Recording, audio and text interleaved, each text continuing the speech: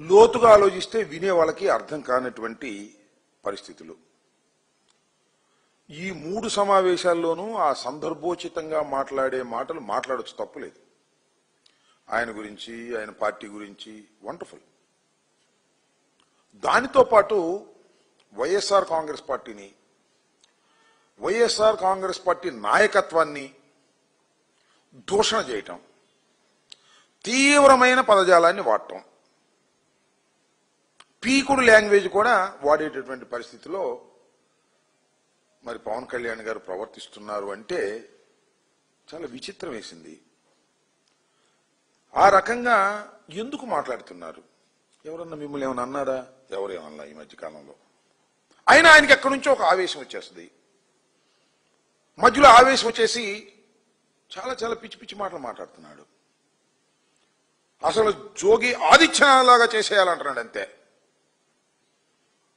అరచేతిలో రేఖలు చెరిపేస్తాడంట, నలగొట్టేస్తాడంట, రౌడీజం చేస్తే తొక్కేస్తాడంట.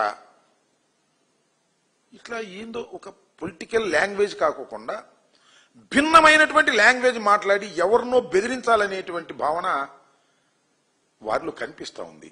ఎందుకు ఈ భాష మాట్లాడుతున్నారు? సడన్ గా ఏదైనా ఒక అకేషన్, ఆయన ఎవరన్నా ఏదన్నా అంటే ఆయన రియాక్షన్ అయితే అది వేరే విషయం.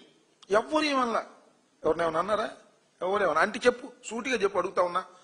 గౌరవ పవన్ కళ్యాణ్ గారు, ఉప ముఖ్యమంత్రి గారు, మిమ్మల్ని ఎవరన్నా ఏమైనా ఈ మధ్య కాలంలో అన్నారా అంటే తెలంగాణ వాళ్ళు అన్నారు మీరు పిచ్చి మాటలు మాట్లాడితే.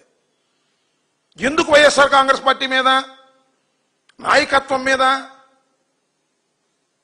మీ ఇష్టం వచ్చినట్టుగా దూషణ భూషణలు మాట్లాడి తీవ్ర పదజాలం వాడేటటువంటి కార్యక్రమం ఎందుకు చేస్తున్నారు? ఎందుకు చేస్తారంటే ఈ మధ్యన చాలా ఇష్యూస్ వచ్చినాయి.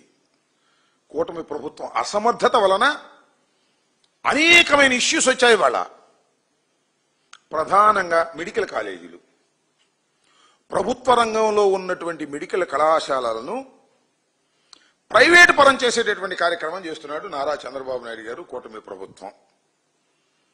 భవిష్యత్తులో లక్షల కోట్ల విలువ చేసేటటువంటి మెడికల్ కళాశాలలు, భవిష్యత్తులో పేద ప్రజానీకానికి బ్రహ్మాండంగా ఉపయోగపడేటటువంటి మెడికల్ కళాశాలలు, వీటన్నిటిని తీసుకువెళ్ళి ఆయనకు సంబంధించిన తాబేదారులకు ఇచ్చి దానిలో కోట్లు కోట్లు కిక్ బ్యాక్స్ కాజేసి చంద్రబాబు నాయుడు గారు వాళ్ళ అబ్బాయి జేబులు నింపుకోవాలనేటువంటి ప్రయత్నం చేస్తున్నారనే విషయం ప్రజలకు పూర్తిగా అర్థమైపోయింది. అర్థమయ్యే విధంగా వైఎస్ఆర్ కాంగ్రెస్ పార్టీ ఉద్యమం నడుపుతా ఉంది. కోటి సంతకాలు ధైర్యంగా వచ్చి ప్రజలు పెట్టారు. మెడికల్ కళాశాలను ప్రైవేటీ